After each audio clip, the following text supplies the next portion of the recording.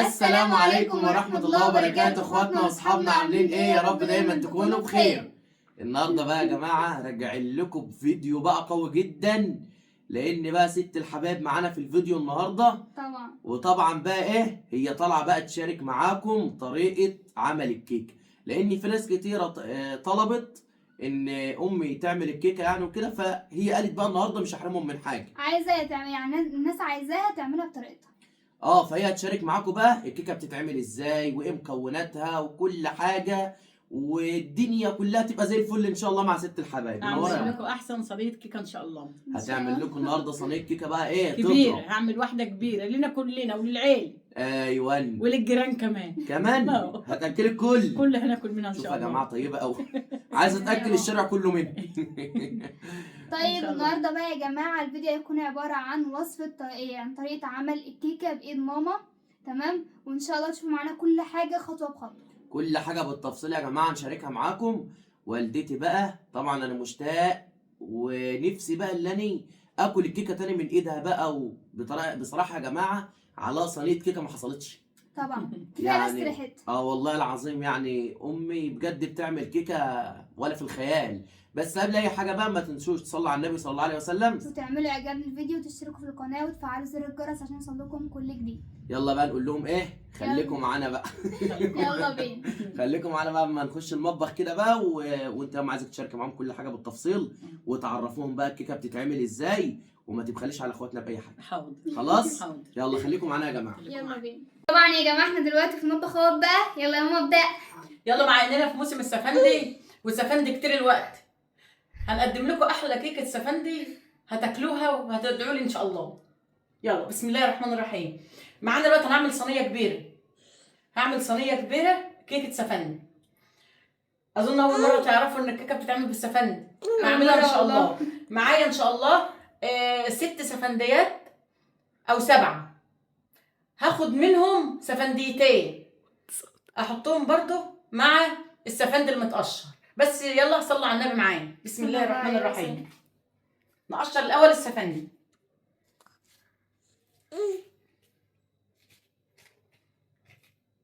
ادي قشره هنسيبها. ليه بقى يا ماما؟ هنسيبها تخلي ريحه الكيكه في حته تانية. ماشي. بسم الله. وبقيت السفندي كده هنحطه دلوقتي. هنقشر السفندي على السريع معاكم.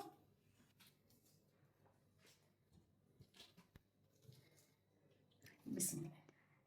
طالما انت اللي هتعمليها يا ماما تبقى زي العسل. ما تحرمش منكم ابدا. بسم الله. ادي تاني سفندية، نسيب حته منها برضو صغيره كده عشان ايه تبقى الحته حلوه. بس كده 2 سفندي، وبعد كده نقشر الباقي. اظن بقى القشر بتاع السفند التانية مش هتبقي محتاجاه. لا خلاص، مش عايزه بس الا قشره او 2 بيخلي ريحه السفندي في حته تانية، تخلي ريحه الكيكه في حته تانية خالص. ماما انت كنت عملت كيكه التانية بنفس النظام كده؟ بنفس النظام. مش خلى كانت حلو. بسم الله. طيب يا جماعه خليكم معانا لحد ما نكمل بقيه الكميه. طبعا يا جماعه بقى احنا خلصنا بقيه الكميه. احنا قشرنا السفندي كله. بصوا بقى، تمسك السفندية تعملها كده، بتقطعيها نصين؟ تقطعيها نصين وتطلعي منها اي بذور في قلبها عشان بتخلي طعم الكيكه مر. يبقى تفلها كتير زي الليمون كده يا جماعه. تقطعوه بالعرض وتقوموا فاتحينها كده، هيظهر قدامكم ايه البذر كله. شايفين البذر كلته كده تخلصوا خالص البذر اللي فيه اهو. تسلم ايدك يا ماما. اهو يا جماعه. يلا وتحطها في قلب ايه الخلاط. طبعا كده السفند بيبقى ناعم فبتفرم بسرعه. غير اداه واحده كمان تحشوا منها خالص البذور، ما تخلوش فيها بذور خالص. طيب هنكمل بقيه الكميه يا جماعه ونيجي. بسم الله. كده احنا خلصنا الكميه اللي معانا من السفند، هنضربهم بقى في الخلاط.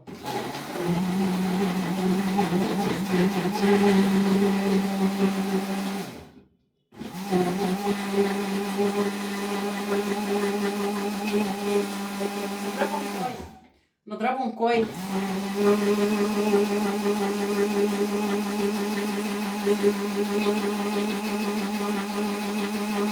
بس كده احنا خلصنا. نحط بقى ايه قشر السفندي بيخلي ليه طعم تاني جميل جدا في الكيك، تدي نكهه جميله. قشر السفندي بيدي نكهه جميله جدا. بسم الله.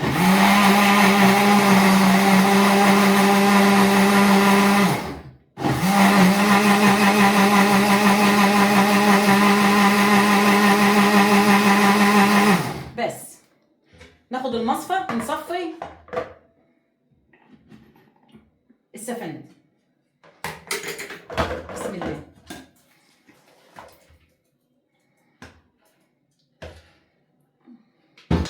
تسلم ايدك يا ماما. هنصفيه عشان خاطر القشر اللي احنا حطيناه بيبقى ايه، عامل شويه، ما يجيش في الكيك. ما يجيش في الكيك. بسم الله الرحمن الرحيم. الله ينور يا حاج. كده بنصفي ايه السفندي. الله ينور عليك. بسم الله. بسم الله. طبعا يا خلاص؟ جماعه الكيكه من ايد ماما زي العسل. كده بسم الله. نفسي تدوقها والله. كده خلاص. كده صفينا الكيكه اللي احنا ايه. يا جماعه كده صفينا السفندي. كده السفندي بعد ما صفى بقى يعني عامل زي العصير المانجا. كده خلاص عصرناه للاخر. النكهه بتاعته والجمال بقى في القشر بتاعه. ديت احسن من ما تجيب فانيليا برتقال او فانيليا اي حاجه من دي بتغني عن اي حاجه، عن اي مواد صناعيه. وبتغني عن الفانيليا برضو، بس انا هحط برضو باكو فانيليا عشان البيض. تمام يا ماما. بصوا يا جماعه كده كفايه. يلا يلا. معانا بقى 6 بيضات بحراره الغرفه، ما يكونش في التلاجة، يكون جاي كده يعني ما يكونش في التلاجة. نعمل ايه؟ 6 بيضات. بسم الله. بسم الله ما شاء الله.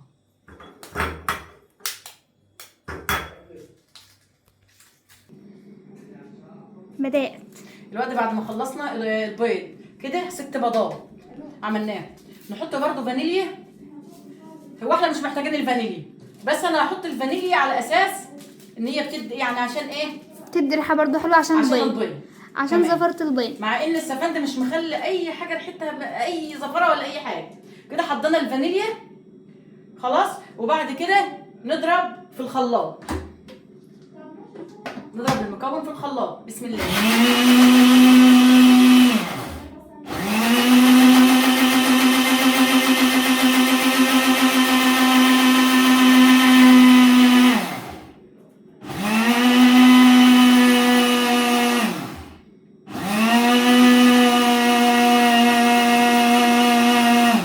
بس كده. كده بقى نعاير سكر. بسم الله.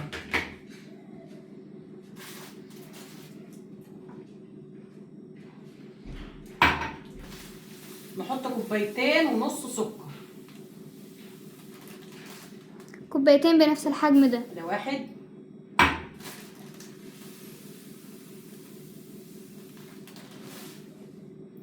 2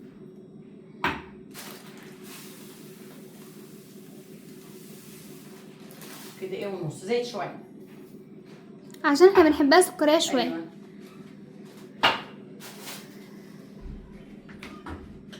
بسم الله. نرجع نضرب بالراحه كده، بالراحه خالص. بسم الله. بسم الله.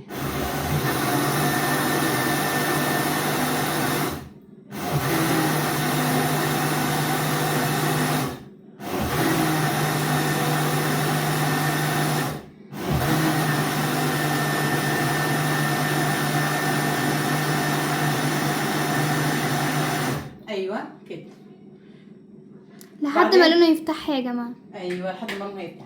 وبعدين نحط بقى ايه اللي كان معانا بقى الجديد، السفندي. السفندي. نحط منهم 2 كوباية. بسم الله. ما شاء الله. انا عايزة كوباية يا ماما. لا انا هسيب السفندي الوقت لحد ما احط ايه الزيت الاول. تمام. هنحط الزيت الاول. ماشي. هنحط من الزيت قيمة 1.5 كوباية كده. بسم تمام. الله. كده معانا كوباية ونص زيت وكوبايتين ونص سكر وست بيضات وباكو فانيليا. بس نحط بالتدريج الزيت، مش مرة واحدة. يعني مش مرة واحدة نحط الزيت، مش مرة واحدة نحط الزيت عشان الزيت تقيل. نخلي بالنا ايه، بالراحة كده نحط الزيت. يعني كده مثلا بسم الله كده تلت الكوباية مثلا كده بسم الله.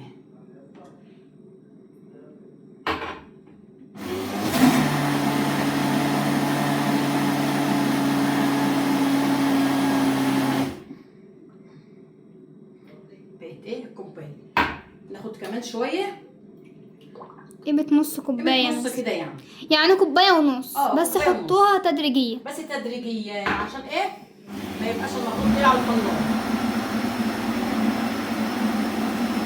ما نحطش المخلوط مره واحده، الزيت ما يتحطش مره واحده، تدريج. ايوه بسم الله.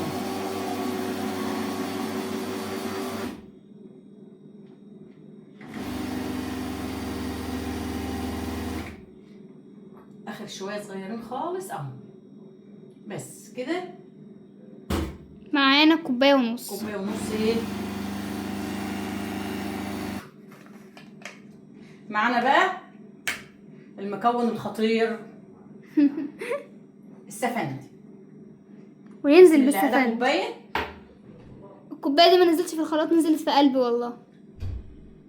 ادي 2 يعني بسم الله ما شاء الله. جيت بالظبط. الست سفنديات طلعوا 2، طلعوا كوبايتين بالظبط يعني. كوبايتين وربع. ما فيش الا ربع كمان. ده كوب بتاع بس، ما عيرتهمش والله، هم طلعوا كده ببركه يعني. بسم الله.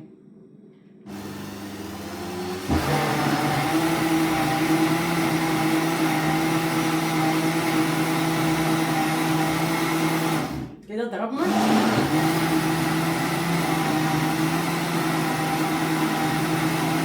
بس كده عملنا ايه الخليط. هنبدأ بقى نعمل بتاع دي بقى يا جماعة مع المكونات اللي الجف. هي ايه الجف.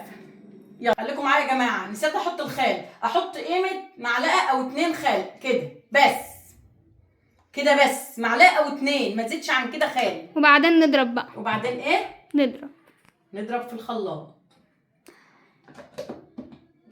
بسم الله.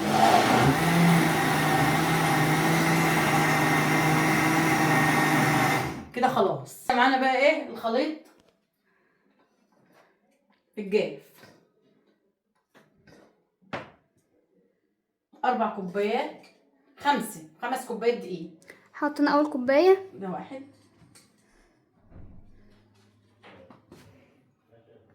عشان التكتلات والحاجات دي، مش عايزه تكتلات في الدقيق. كده 2.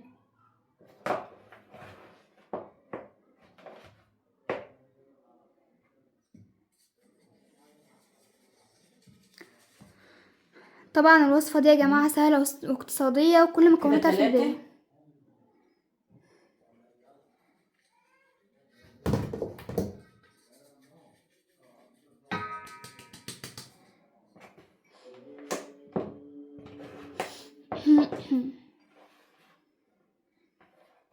بأسهل التكاليف ومفيش اي حاجه فيها مكلفه.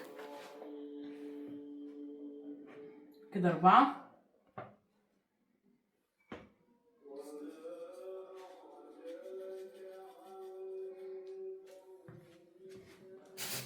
كده 5 كوبايات. دي ال5 اللي معايا، دي ال5 عشان احنا عاملين صينيه كبيره. طبعا اللي عايز يعمل كميه صغيره يقلل في الكميه، يقلل بقى في المقادير، ياكل في يشوف المقادير يعملها النص بالظبط. اللي عايز يعمل صينيه صغيره، انما عامله صينيه كبيره. كده ايه 5. كده 5 كوبايات معانا. كده 5 كوبايات معانا. بسم الله بسم الله، الله اكبر. بسم الله ما شاء الله. كده بقى عملنا ايه الدقيق. كده معانا كيك شيف. انا بعمل بكيك شيف، ما بعملش ايه بيكنج باودر. بيكنج باودر كويس برضه، بس انا ايه بحب اعمل بايه بالبيكنج باودر بالكيك شيف. كده معايا باكوين عشان عامله صينيه كبيره بألف حجم هنا كبير يا وشفا يعني جماعة. اللي ياكل.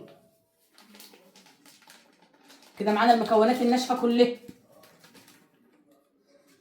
كده الكيك شيف اتحط. بسم الله. اتنخل برضو، لازم ننخل اي حاجه.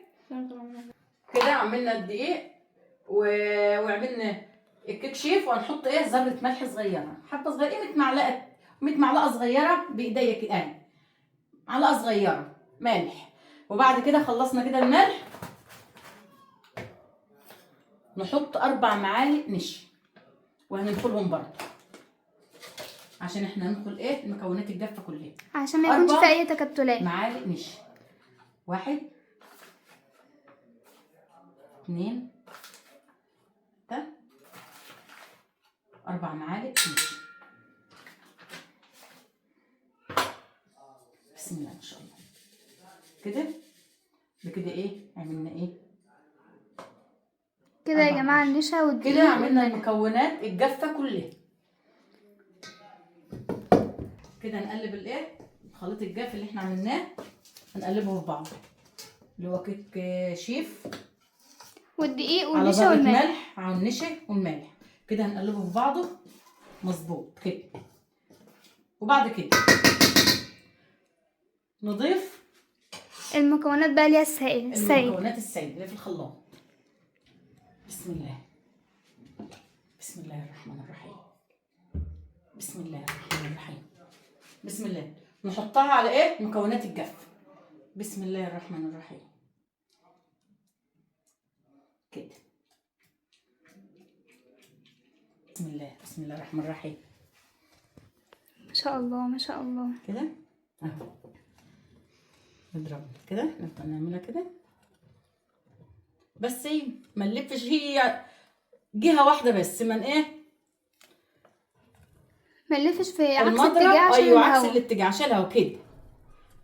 يبقى في اتجاه واحد لحد ما الخليط ايوه بالظبط يبقى كده. معاك ايه مظبوط. ما تخليش في دقيق ولا تخلي في اي حاجه خالص. ده حبايبي. بسم الله الرحمن الرحيم. بسم الله. بصوا كده اهو لحد ما يبقى ايه القوام معاكم بالطريقه دي. بسم الله. الله. كده القوام بقى مظبوط بتاع الكيك. ده الخليط ده يتاكل يا جماعه والله كده. بسم الله. كده يلا ما شاء الله. يلا بقى بينا نحطها في الصينيه. يلا. وبكده خلصنا الكيكه بتاعتنا. بس نعمل ايه حته سمنه في الصينيه، حته سمنه بسيطه، قيمه معلقه سمنه او حاجه بسيطه كده، سمنه كده سمنه بس. بسم الله.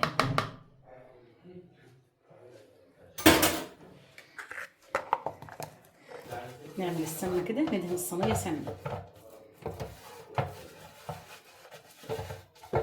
مش عايزينها تبقى ايه مش عايزين يبقى فيها تكتلات عشان ايه تبقى حلوه كده. ندهن بس الصينيه كده، بس اكتر من كده ما فيه. ندهنها سمنه كده في قريته وخلاص بس.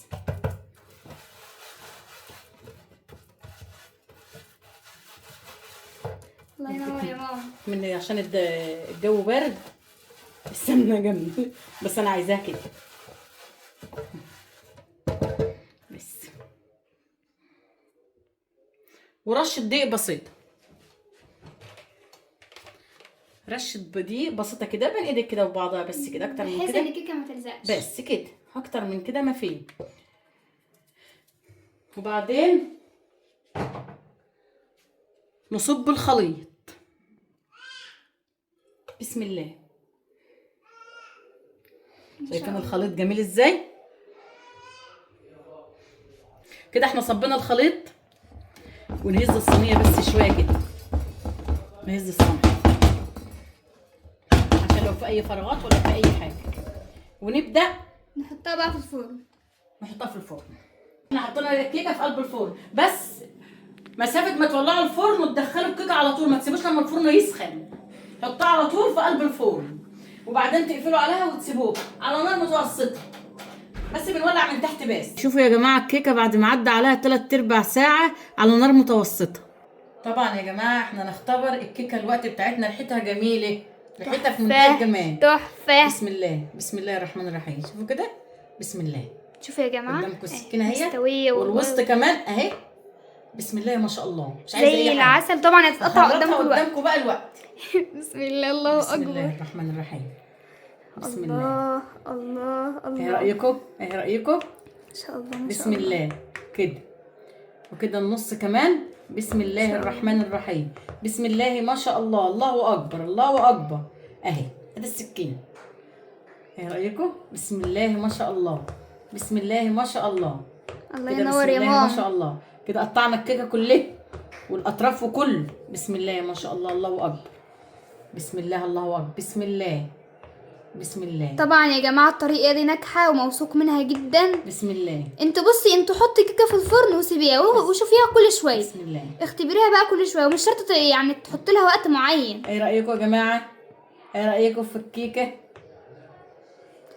والله يا جماعه انا في مره عملت كيكه قعدت ساعه ونص تستوي. بسم الله ما شاء الله، الله اكبر. الله ما شاء بسم الله الله ما شاء الله. اهم حاجه إيه رأيكم؟ نجاح الكيكه. كلها اتخرطت من اولها لاخرها. طب يلا بينا بقى نطلع. يلا ثانيه بقى يا جماعه. اشوفوا قوام بقى كيكه. تبقى بسم الله ما شاء الله، بسم الله ما شاء الله، الله اكبر. الله. بسم الله ما شاء الله. سخنه مولعه، حطيها يا مش ماما. عارفه اطلعيها، كانت المفروض كانت بردت شويه. بس احنا والله بس يا جماعه هم بصوا مستعجلين، بصوا، شوفوا قوامها، شوفوا القوام. الله الله بجد. شوفوا بقى مستعجلين الصينية. عايزين يشوفوه. بسم الله ما شاء الله، الله اكبر. الله. بسم الله. طلعي لي جنبها يا ماما. لا لازم انا اطلع طرف من الاطراف عشان يشوفوه. ماشي. بسم الله ما شاء الله. سخنه نار بس عايزين يجربوه. الله. بسم الله ما شاء الله، ما شاء الله ما شاء الله بسم بجد. الله ما شاء الله.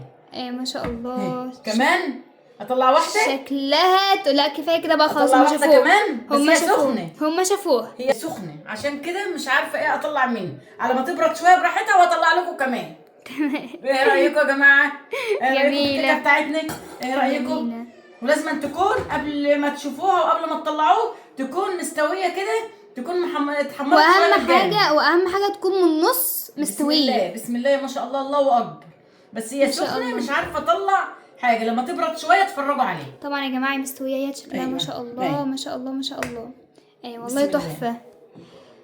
وطبعا يا جماعه ده كان الفيديو بتاع النهارده. تمام، ما تنسوش بقى تعملوا اعجاب للفيديو وتشتركوا في القناه وتفعلوا زر الجرس عشان يوصل لكم كل جديد. وبقى عايزين كلمه حلوه للست الطيبه ديت على تعبها النهارده وقفتها في المطبخ. يلا بقى نقول لهم يا ماما. سلام السلام عليكم. عليكم.